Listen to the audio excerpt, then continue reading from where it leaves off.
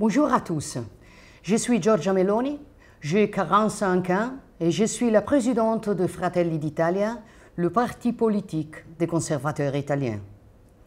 Depuis plusieurs jours, j'ai lu des articles dans la presse internationale sur les prochaines élections qui donneront à l'Italie un nouveau gouvernement, dans lesquels je suis décrite comme un danger pour la démocratie, pour la stabilité italienne, européenne et internationale.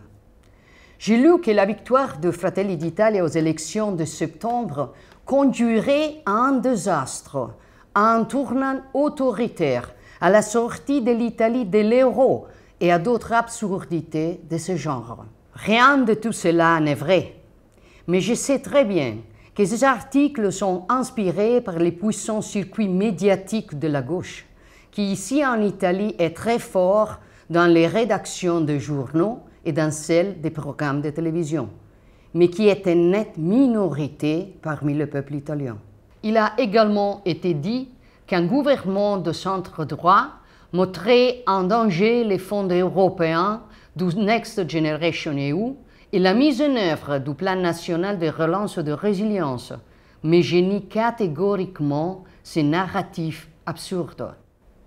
Sur ce terrain, le gouvernement Draghi aurait pu faire plus, mais il n'a pu le faire, non pas à cause de Fratelli d'Italia, le seul parti d'opposition, mais à cause d'une majorité trop hétérogène et querelleuse, la même qui a provoqué la fin de ce gouvernement.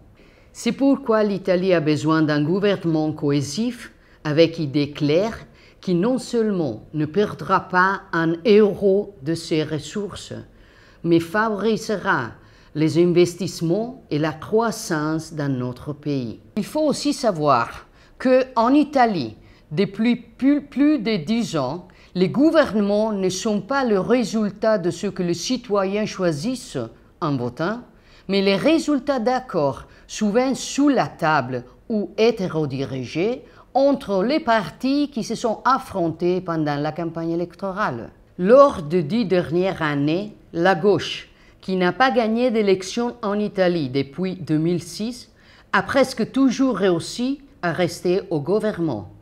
Il s'agit d'une grande anomalie dans le scénario politique occidental, car dans une démocratie, ceux qui perdent les élections passent normalement dans l'opposition. Au contraire, pendant trop d'années en Italie, ceux qui perdent les élections se retrouvent au gouvernement et obtiennent de très mauvais résultats. Au cours de cette décennie, notre pays a connu un déclin social et économique sans précédent, avec une détérioration progressive des comptes publics, de la qualité de vie des citoyens et de la capacité concurrentielle de nos entreprises. Avec la gauche au pouvoir, l'État s'est transformé en ennemi du citoyen et de l'entreprise, violant de plus en plus les libertés individuelles. Oui, la liberté. La liberté est pour nous le bien le plus précieux. Nous orientons notre jugement historique en fonction de cette boussole. Il y a plusieurs décennies que la droite italienne a relégué le fascisme à l'histoire, en condamnant sans ambiguïté la privation de démocratie et les infâmes lois anti-juives.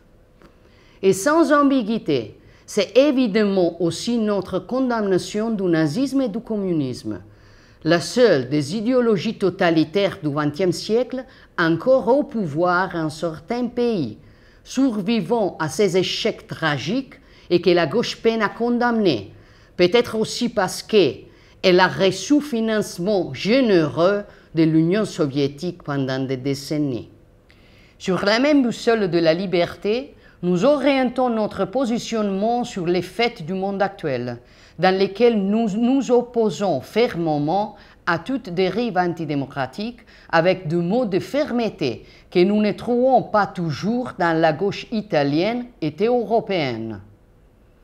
Aujourd'hui, cette gauche est terrifiée parce qu'aux prochaines élections, les Italiens pourraient choisir les changements représentés par Fratelli d'Italia.